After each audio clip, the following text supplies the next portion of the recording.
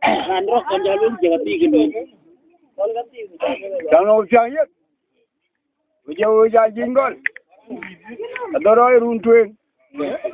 Ador wa mo yo. Doroi runti kayo. Ay Mario rayo tiang jangan nyar mo nyar lai gai. Mara jiruir ke. Ya di raya tiang jangan nyar mo nyar bor gai. Mara jiruir ke. Lor juga oi warana jail lurane. Ko ya jatur maleng.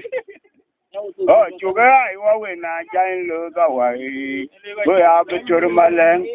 Tara yume maleng boye ke yulade. Ko ka aji bing duar. Marmuga yume maleng boye ke yulade. Ko ka aji bing duar. Matara yume maleng boye wapa yulade. Ko ka aji bing duar. Hey Maria rayo jangan nyar muga nyari lai dai. Mara jirwerke.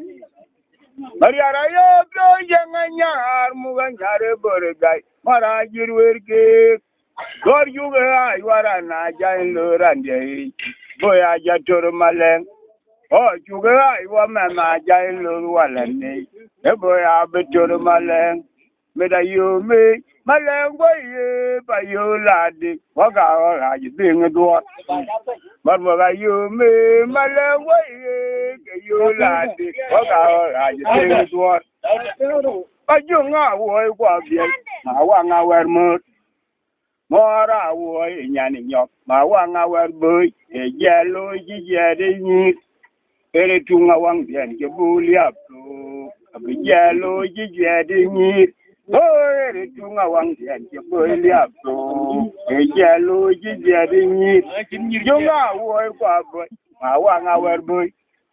Mora woi nyani nyok. Mawang awer boy.